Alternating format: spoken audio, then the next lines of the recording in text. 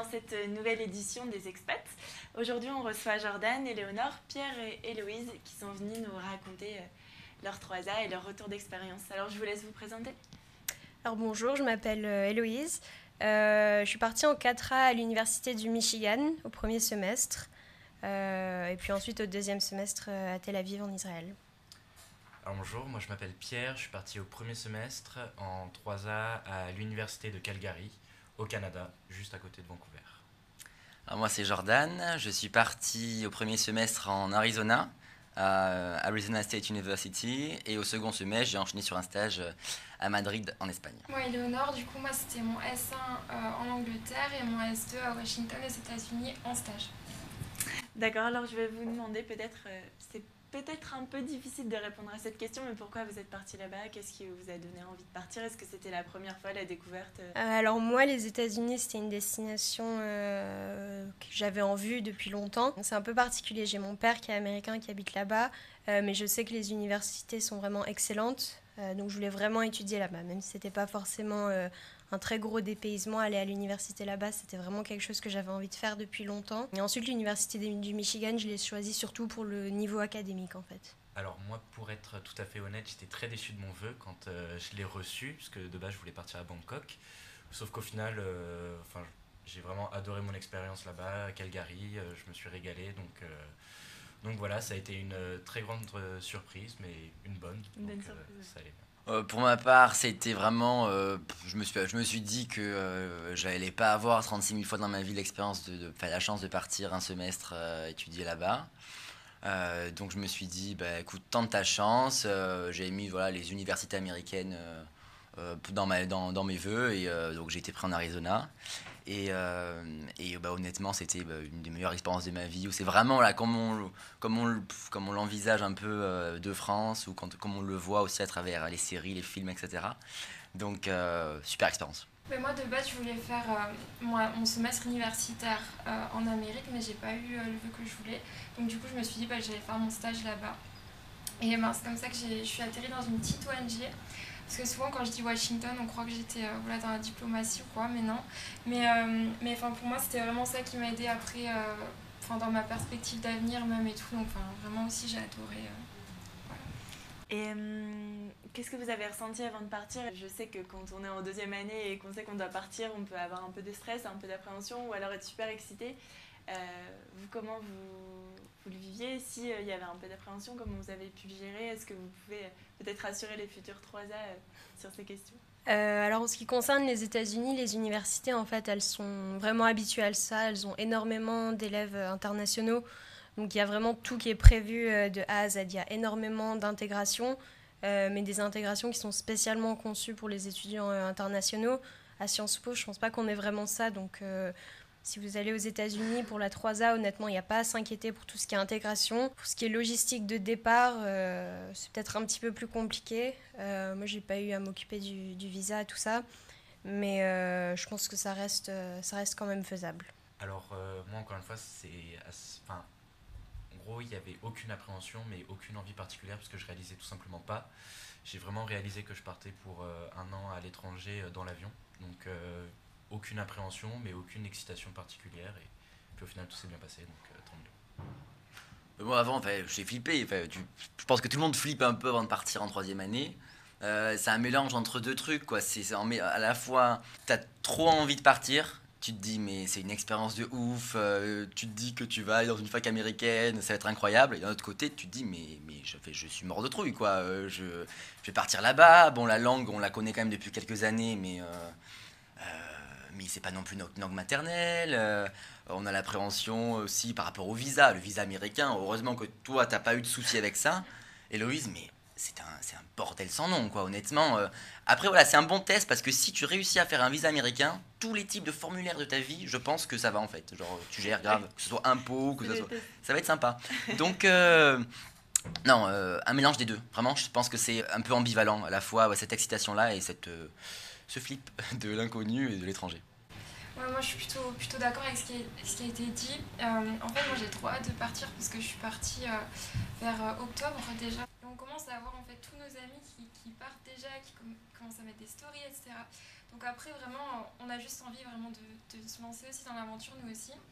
Et donc moi, pour la partie en Amérique du Nord, en fait, c'était un peu plus compliqué parce que j'étais un peu short niveau timing au niveau du visa, parce que j'avais trouvé mon stage assez tardivement. Donc je dirais que le meilleur moyen de ne pas stresser, c'est vraiment de s'y prendre bien à l'avance, de se garder au moins un bon mois, un mois et demi, je dirais, pour le visa, pour prendre le rendez-vous à l'ambassade. Et enfin, il n'y a pas de raison de stresser après si vraiment on fait tout dans les temps. Et après, vraiment, le visa, on présente ça surtout comme quelque chose un calvaire et tout, mais en vrai, le rendez-vous à l'ambassade, ça se passe très bien, c'est assez rapide. Et puis, Sciences Po travaille avec Parenthèse, et Parenthèse, moi, je les ai trouvés géniaux en termes d'organisation. Donc, normalement, c'est pas aussi terrible que ça, mais juste faut s'y prendre à l'avance, quoi. Ouais, Après, c'est vrai que toi, du coup, toi, tu étais en stage là-bas. Ouais. Donc, en fait, il y a différents visas. Oui, ouais. Ça, c'est peut-être à préciser pour les deuxièmes Ouais, années, ça peut être intéressant. où en fait, il y a un visa études. Donc, pour les étudiants qui se vont dans les partenariats de Sciences Po en université, et des visas stage. Et donc, la procédure est un petit peu différente, en sachant que voilà, il y a beaucoup de formulaires à remplir, et il y a un rendez-vous qui doit être pris à l'ambassade à Paris. Donc, il y a une obligation de se rendre à Paris pour un rendez-vous avec l'ambassade si tu veux partir aux États-Unis. Mais D'accord. franchement, ça en vaut la peine, en fait, vraiment. Après, quand on part, comme tu as dit, en fait, c'est dans l'avion qu'on réalise. Et voilà. Et peut-être pour compléter, juste pour le Canada, pour expliquer le visa. Donc, quand on part en université au Canada, c'est un visa étudiant, comme tous les pays du monde. Et ça s'obtient de manière très facile. Il faut vraiment suivre la démarche, mais tout se fait par Internet. Il n'y a pas d'obligation de rendez-vous à aller sur Paris. C'est mieux. Donc, Ouais. vraiment très facile de ce point de vue-là. Et je pense beaucoup plus que aux États-Unis. Qu'est-ce qui vous a le plus marqué? Est-ce qu'il y a une grosse différence? Bon, toi peut-être moins, mais une grosse différence avec la France, un petit choc culturel, qu'il soit positif ou négatif, qui vraiment vous a dépaysé ou vous a marqué? Alors moi d'abord niveau nourriture, bon c'est vrai que j'ai quand même l'habitude, mais après quand on y est sur du long terme, 6 mois à manger de la nourriture aux États-Unis sur un campus, ça change de la France, ça il n'y a pas de doute. Beaucoup de fast-food, forcément de la nourriture 24 heures sur 24, 7 jours sur 7 de disponible, quoi. Enfin, si vous avez faim à 5 heures du matin, il n'y a pas de problème, il y a tout ce qu'il faut. Mis à part la nourriture, je dirais que dans la nature des Américains, ils sont quand même plus avenants que les Français. Ils vont vous parler beaucoup plus facilement. Je pense qu'en France, pour les étudiants internationaux, le début, c'est vraiment difficile. Alors qu'aux États-Unis, je dirais quand même moins. Ils vont plus vers vous. Donc, ouais, moi, c'est vraiment les deux choses qui ont été un petit peu le choc culturel, même si c'était quand même moindre. Alors moi, la chose qui m'a marqué, c'est pas forcément positif pour Calgary, mais c'est très spécifique au fait que ce soit situé dans l'Alabama, qui est l'équivalent du Texas canadien, mais c'est le fait que les Canadiens que j'étais amené à rencontrer, enfin certains, pas tous, sont très conservateurs, pour pas dire forcément racistes sur les bords. Enfin, j'étais amené à avoir des conversations surréalistes avec certains Canadiens qui me parlaient du grand remplacement en France, des no-go zones à Paris, des choses comme ça. Effectivement. Mais c'est vraiment très spécifique à la région de Calgary et au fait que ce soit dans l'Alberta. Mais après, en tout cas dans l'université, il y a énormément d'internationaux et donc l'ambiance est géniale. Il y a aussi énormément de Canadiens qui sont tout à fait très sympas, d'Albertains qui sont tout à fait très sympas. Donc ça va, mais c'est vraiment le point qui m'a le plus marqué en allant là-bas en différence culturelle avec la France. Moi, ça a été aussi la nourriture. C'est un des seuls points négatifs de mon semestre là-bas. Ça m'était jamais arrivé d'aller faire mes courses avec la faim. Et en fait, en voyant les rayons, leurs cornichons dans des gros bocaux, leur mac and cheese, en fait, t'as plus faim. Et donc ça bon, je généralise pas non plus en disant que n'importe quel type de nourriture est pas bonne, mais voilà, c'est différent de la France. Il n'y a pas tellement de marchés, surtout en Arizona, où bon, je pense que comme tu peux l'imaginer, vu la température, il n'y a pas beaucoup de choses qui poussent naturellement parlant. Après, il y a le côté communautaire aussi, qui est, en tout cas en Arizona, ça fonctionne beaucoup par communauté. Il y a une grosse communauté latino, d'un point de vue tout simplement géographique, une communauté aussi d'Afro-Américains, etc. Donc ça fonctionne un petit peu comme ça. Mais après, c'est super intéressant aussi d'intégrer différents groupes culturels comme ça et du coup d'échanger. Et en autre point positif, vraiment l'ambiance de l'université qu'on retrouve en fait partout. Il y a des centres commerciaux où on vend que des objets de l'université. Alors là, j'ai ramené la casquette d'Arizona State University. Mais il y a des casquettes, il y a des pulls, il y a des stickers, des chaises, des stylos, des bijoux. Il y a de tout. On peut se meubler à la marque de l'université. La chance. Ouais, non, c'est vraiment un truc de ouf, quoi. Et après aussi, peut-être un point à préciser pour cette université en particulier, pour ceux qui sont vraiment intéressés par tout ce qui est environnement et changement climatique, c'est l'université où il faut aller. Voilà, c'est clairement pas Arizona State University, c'est pas la fac dans le top 10 ou 20 mondial, mais par contre en innovation, c'est la première des États-Unis. Donc si je sais que de plus en plus, en tout cas dans notre promo, il y a pas mal d'étudiants qui sont intéressés par tout ce qui est environnement. C'est vraiment the place to be, vraiment, sans faire de jeu de mots pourris. C'est bon à savoir. Ouais, je confirme un peu. Pour moi, c'est la première fois que j'allais dans une ville aussi grande. Et ça peut sembler un peu cliché aussi, mais c'est ça en fait. C'est quand on se rend dans les supermarchés, déjà on passe 2 heures, on est perdu. Pareil, les pâtes, il y a 50 marques de pâtes, c'est vraiment... Donc ça, c'est sur le plan sur l'aspect vraiment général de la ville, moi, qui m'a vraiment choquée. Et aussi, le fait que les États-Unis, vraiment, d'un état à l'autre, ça change complètement. Moi, du coup, j'habitais dans le Maryland, mais je travaillais à DC, mais pareil, en termes de population, c'était déjà beaucoup plus mixte dans le Maryland, et c'était déjà vraiment très, très différent. Et DC, pour moi, c'était une ville très administrative, c'est la capitale après, donc on ressentait vraiment parfois le pouvoir de cette ville. Et ça, c'est des choses que quand on se balade à Aix-en-Provence, on ne ressent pas forcément, donc c'est bien différent. Et sinon, sur la mentalité, en termes de choc culturel, c'est surtout, je dirais, le fait que, comme il y a justement tellement de gens, on nous juge un peu moins. Vraiment, c'est un peu un cliché, mais l'Amérique, c'est vraiment un pays, quand on y va, voilà, les clichés sont en général réalisés. C'est vraiment, on est moins axé sur l'apparence, je dirais. Et il y a un certain je m'en foutisme un peu aussi, plus les gens s'habillent comme ils veulent, ils se coiffent comme ils veulent, etc. Donc ça change aussi par rapport à la France. Ça peut être une bonne et un peu une mauvaise chose parfois, mais ça fait vraiment juste du bien d'arriver dans un endroit comme ça et vraiment que personne ne nous juge. Ça change vraiment de la France sur ce coup-là. Et sur place, est-ce que vous avez voyagé La grande question à chaque fois. Est-ce que vous êtes allé exactement Alors moi, ouais, j'ai pu pas mal voyager. D'abord, je suis rentrée trois fois, oui, chez mon père, donc dans l'Oklahoma. C'est à 3 heures d'avion, donc c'est faisable, quoi. J'y suis allée notamment pour Thanksgiving, ce qui m'a vraiment fait plaisir parce que c'est vrai que c'est une fête où en général en France on a cours, donc je peux pas rentrer chez mon père pour cette fête. Donc là j'ai pu, c'était vraiment intéressant et sympa, quoi. Ensuite, je suis allée sur la côte ouest plusieurs fois. Je suis allée à Los Angeles, voir des amis, à San Francisco et à Seattle. Et je suis aussi allée au Texas, pareil, voir des amis, et à New York et au Canada. Donc j'ai eu la chance, j'ai pu vraiment bouger très souvent, quoi. Mais c'était vraiment, vraiment génial, quoi. Tout d'abord, il faut savoir que vraiment le côté très positif de l'université de Calgary, c'est la région dans laquelle elle se trouve, puisque c'est juste à côté des Rocheuses canadiennes. Donc on y allait très régulièrement le week-end pour aller voir le Lake Louise, toutes les belles cartes postales qu'on voit du Canada se trouvent dans cette région-là, donc c'était vraiment magnifique à voir.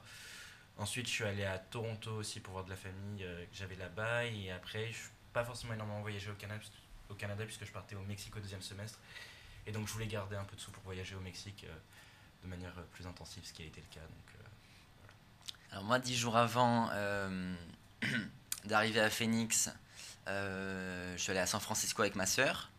Donc on a fait un peu la ville, les parcs nationaux un peu qu'il y a autour, Yosemite, donc ça c'était ouf. Et pendant mon semestre, donc en Arizona, j'ai fait les Grands Canyons. Carte postale, pareil. Ensuite, Seattle et Chicago, où j'ai retrouvé des copines qui étaient en université là-bas. Moi, j'ai moins voyagé, du coup, comme c'est mon 2e semestre, faut quand même dire que la 3A, c'est un budget. Donc après, moi, vraiment, le voyage que je voulais faire, c'était New York. Et je suis allée pour le 4 juillet, donc à New York. Donc pour moi, c'était magique, vraiment. Et je suis aussi allée juste à Philadelphie, donc vraiment pas trop loin. Et c'était aussi une ville très historiquement chargée, tout ça. Donc, mais voilà, mon seul gros voyage pour moi, c'était New York, et je recommande fois 1000 quoi. Et le retour, comment ça se passe C'était pas trop dur? Qu'est-ce qui vous a le plus manqué ou qu'est-ce qui, au contraire, vous a consolé dans le fait d'être rentré? Alors moi j'ai été très contente de partir, c'était vraiment super, mais contrairement à d'autres j'ai été aussi contente de rentrer quoi. Pour le moment le blues de la 3A, je l'ai pas trop ressenti. Après bon je sais aussi que je vais y retourner bientôt, ce qui n'est pas forcément le cas de tout le monde, donc c'est vrai que ça je pense que ça doit aider. Qu'est-ce qui ne me manque pas? La nourriture. Honnêtement, retrouver la nourriture française, ça a été la délivrance. Les baguettes, le fromage, ça a été vraiment... Ouais, ça a été la grande joie. Pas français pour rien. Voilà, non, mais ça c'est sûr. Et puis ensuite, qu'est-ce qui va me manquer? L'ambiance de l'université, ça, on ne le retrouve pas en France. Il n'y a aucune université en France ou école où on peut retrouver la même ambiance. L'entrain qu'on a dans les universités, c'est vraiment tout le monde, même si les gens sont tous différents, ils vivent pour leur université presque. C'est vraiment comme disait Jordan, on peut tout acheter. Il y a une université, des chaises, des coussins, des couvertures, tout quoi. Et les gens, en fait ça s'estompe pas après, les gens gardent vraiment ce sentiment d'appartenance. Donc ça c'est quand même vraiment quelque chose de, je trouve, d'exceptionnel quoi, qu'en France on retrouve nulle part. Alors, moi, en fait, je suis pas rentré entre mon S1 et mon S2 et je suis rentré directement du Mexique en France et j'ai pas vraiment eu le temps d'avoir le blues de 3A puisque 3 jours après ma date de rentrée, je commençais mon stage obligatoire à Paris. Donc, à la fois, ça a été terrible puisque passer du contexte du Mexique où il fait chaud, il fait beau, on a pas mal voyagé et directement réattaquer un stage en France, ça a été assez compliqué, mais... non, sinon... Ça t'a pas laissé le temps ouais, d'avoir le cafard? Ouais, non, parce qu'on rentrait directement dans la vie active, si on peut dire ça comme ça. Et, mais sinon, pas grand-chose m'a manqué de France pendant l'année, puisque on sait que c'est un temps court et on sait que ce temps-là va s'arrêter, donc on n'a pas le temps vraiment de ressentir du manque pour quelque chose à part la nourriture, je pense, parce qu'on est français. Mais sinon, non, vraiment pas encore le blues de 3A, mais je pense que ça va arriver quand on va commencer à bosser le mémoire. Ah, c'est possible. Moi je pars du principe que toute expérience est bonne à vivre et bonne à prendre, donc la 3A c'était une super expérience, mais que la 4A va aussi être une super expérience. Donc oui, content d'avoir vécu États-Unis, Espagne et content de rentrer aussi pour réattaquer un peu une vie étudiante après un semestre de stage quand même complet où bon c'était un peu sérieux, plus intense en termes de travail. Donc non, content de rentrer, content de retrouver mes amis surtout, qui ont manqué quand même en 3e année. C'est sûr. Ouais, moi je dirais aussi qu'il faut plutôt être assez positif là-dessus, porter un regard positif parce que pour moi le minimum vraiment pour vraiment partir, ce serait 3 mois je dirais pour s'imprégner d'une ambiance dans quel pays que ce soit. Et donc quand on revient de 1 an, je pense que vraiment ça va, on a peut-être pas une autre dose parce qu'on pourrait rester je pense. Mais moi pareil je suis rentrée fin août donc j'ai enchaîné avec Sciences Po donc j'ai pas non plus trop eu ce sentiment de blues et pareil contente de retrouver mes amis, ma famille, la nourriture et un peu je dirais son confort français aussi. Donc Éléonore, tu nous parlais du coût de la vie en disant que la 3A c'était quand même un coût. Est-ce que vous pourriez nous donner un petit peu une idée de combien ça vous a coûté, parce que je sais que ça peut être assez cher? Alors moi j'ai pas calculé le prix total. Je pense qu'il vaut mieux pas parce que ce serait un petit peu déprimant. Mais c'est vrai que ça a été très cher pour moi. Moi, ce qui m'a surtout marqué, ça a été le prix de mon loyer. Parce que bon, l'université où j'étais, l'université du Michigan, est dans une ville qui s'appelle Ann Arbor. C'est sympa comme ville. Après, c'est une ville universitaire et ça n'a pas non plus le charme d'Aix-en-Provence. Et pourtant, je payais mon loyer 1 300 $ par mois. Ah oui. Voilà, donc ça a fait mal.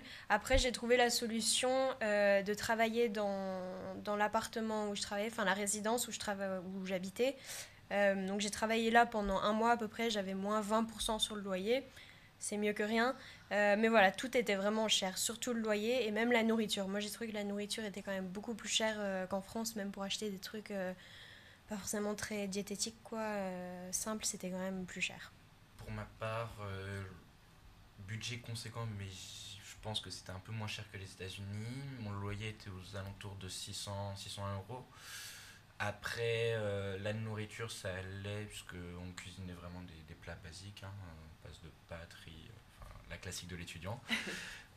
Sinon, pour ce qui est l'alcool et les cigarettes, très cher le Canada de ce point de vue-là, mais on arrive à s'en sortir quand même. Et sinon, les voyages, ça allait, les billets d'avion n'étaient pas forcément excessivement chers. Par exemple, mon aller-retour pour Toronto, il m'avait coûté dans les 150 euros, sachant que c'est quand même 8 heures de vol aller-retour, donc c'est pas rien. Mais, et les voyages le week-end, quand on louait une voiture, ça allait, les prix étaient tout à fait raisonnables. Donc ça allait. Pour l'Arizona, à peu près le logement, parce qu'en fait il y a possibilité de vivre on campus ou off campus. On va dire qu'un loyer moyen c'est dans les 800 $ par mois. Et à savoir aussi qu'il y a pour tout ce qui est nourriture par exemple, il y a des meal plans qui sont proposés. Donc en fait c'est comme la cantine. Et si tu décides de vivre sur le campus et dans une résidence où il n'y a pas de cuisine, tu es obligé de souscrire à ce meal plan dont le moins cher c'est dans les 1200-1300 euros pour le semestre. Donc fait, il y a, voilà, si et off campus à peu près, voilà, on reste dans les 800 euros, enfin 800 $. Et après le coût de la nourriture n'est pas excessif. Après en termes de billets d'avion, c'est dans les 1000 euros. Assurance santé pour l'Arizona, c'était obligatoire de passer par l'université, de payer 900 euros. Ensuite, un visa études, donc un visa J1 c'est le type de visa, c'est à peu près dans les 400 euros. Parce que c'est 350 de taxes, plus après il faut calculer le montant à Paris, donc c'est un peu plus que 400 euros. Après, pour bouger sur place, c'est pas excessif. Pour les voyages, c'est entre les 100-200 $ pour bouger un peu, 300. Ça dépend aussi à quelle période. Mais voilà, à prendre en compte aussi, c'est génial d'avoir l'opportunité de partir aux États-Unis, mais il faut quand même prendre en compte l'aspect financier. Ça se passe bien, bien sûr. Ouais, moi je rajouterais juste que.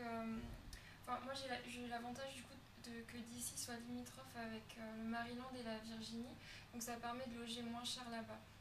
Donc pareil, je dirais, on peut loger en dessous de 800 $, ce qui fait à peu près 700 euros.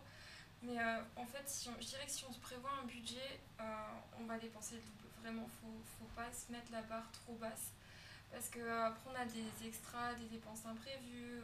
Et en termes de voyage, ça dépend. Par exemple, New York, clairement, moi j'ai des bus entre 10 et 20 $. Donc après, ça dépend un peu, je dirais, où on est localisé aussi dans les États-Unis. Et autrement, en termes de billets d'avion, pareil, il faut s'y prendre à l'avance et ça peut vraiment être correct. Mon vol de retour, je l'avais pris vraiment à l'avance et j'avais pris du coup New York-Paris pour à peu près 300 euros. Donc je dirais, ouais, essayer de s'y prendre à l'avance, de mettre la barre assez haute niveau budget parce qu'on dépensera forcément plus. Et un dernier conseil, peut-être de vraiment se mettre en contact avec des gens qui étaient là-bas précédemment, de regarder les groupes Facebook, etc. Pour choper les bons plans voyage aussi. Ouais, totalement. Et si on a un conseil à dire, je pense qu'on serait tous d'accord pour dire, c'est que la 3A ça se prépare. Notamment travailler l'été avant la 3A, histoire de se faire quand même un petit budget, ne serait-ce que pour les voyages ou autre chose, mais faut le prévoir, ça s'anticipe. Et on peut travailler sur place aussi. Oui. Ouais. Mais par contre, alors, en tant que non-américain, il faut un numéro de sécurité sociale. Et ça, c'est une procédure qui est un petit peu particulière à faire. Mais voilà, il y a aussi possibilité de travailler sur le campus ou... C'est bon à savoir, c'est différent, ouais, du coup. Mais moi, pour le coup, j'avais aussi une petite rémunération. Et il faut savoir qu'il y a aussi du coup la bourse Pram que Sciences Po avec la région PACA donne. Donc c'est au-delà de... Il ne faut pas recevoir une certaine rémunération. Il y a un plafond, je crois que c'est 1000 $ sur les 4 mois, quelque chose comme ça. Il ne faut pas recevoir plus ou quelque chose comme ça. Et donc on peut cumuler bourse Pram plus petite rémunération. Il y a les livres aussi, les livres de cours qui sont beaucoup plus chers aux États-Unis. Ouais. Excessif. Un livre à peu près c'est 100 $. Voilà. Donc on suit Si on l'achète neuf en version... ça dépend quel cours. Enfin, il y a des cours de finance qui coûtent 200 $, des cours de... c'est un budget, ouais. ça peut coûter 30 $ aussi, ça dépend vraiment du professeur. Mais il y a un budget aussi à peu près de... Moi j'ai payé je crois 300 $ à peu près. J'avais 4 cours, ou 5 cours. Donc voilà, c'est aussi il y a plusieurs paramètres qui sont intégrés dans le budget, quoi. Moi, les livres, j'en avais trouvé en version papier où en fait c'est pas relié, c'est juste des pages. qu'on reçoit un gros paquet comme ça où c'est juste des feuilles. Alors c'est clairement pas pratique parce que pour retrouver une page qu'on a mal remise, c'est impossible. Mais c'était quand même beaucoup moins cher parce que c'est vrai qu'acheter les livres, ça vaut une fortune, quoi. Ouais, Ça peut être une faut solution, vraiment ouais. se renseigner sur, d'un point de vue numérique aussi, si c'est accessible ou pas, parce que vraiment, parfois, c'est scandaleux. Enfin, les prix des livres sont tout bonnement excessifs. Non, effectivement, c'est pas forcément des choses qu'on sait, c'est des conseils. Des bons Ouais, c'est pour conseils ça à qu'il faut prendre. vraiment rentrer en contact avec les personnes qui sont parties avant, Ouais. histoire que vraiment d'avoir les bons plans, les bonnes astuces ou les choses comme ça. Ouais. Parce que si ça diminue la facture par deux, c'est pas Ouais. négligeable, quoi. Ah ouais, Du coup, je pense que faire, même si après certains 2A veulent nous envoyer des messages, nous contacter pour avoir plus d'infos ou quoi, c'est open et vraiment n'hésitez Ouais, bien pas à venir nous parler pour avoir ces petites infos là qu'on trouve pas en fait quand on raconte notre 3A, on va pas dire ah, tiens le prix du bouquin. Le Donc, forfait mobile ou des trucs. Oui, voilà, des infos. Ouais, c'est des conseils pratiques. Ouais. Quand Donc on est on open, arrive sur place, venez nous c'est voir. Très utile. Merci beaucoup. Parfait. Et merci beaucoup d'être venu. Merci pour votre retour d'expérience, pour vos conseils. Donc, on mettra probablement vos Facebook, on vous identifiera si jamais certains 2A veulent entrer en contact avec vous. Abonnez-vous. Et oui, merci à vous d'avoir regardé. Et puis, on se retrouve bientôt pour de prochaines émissions sur la chaîne d'Arts en Provence. À bientôt.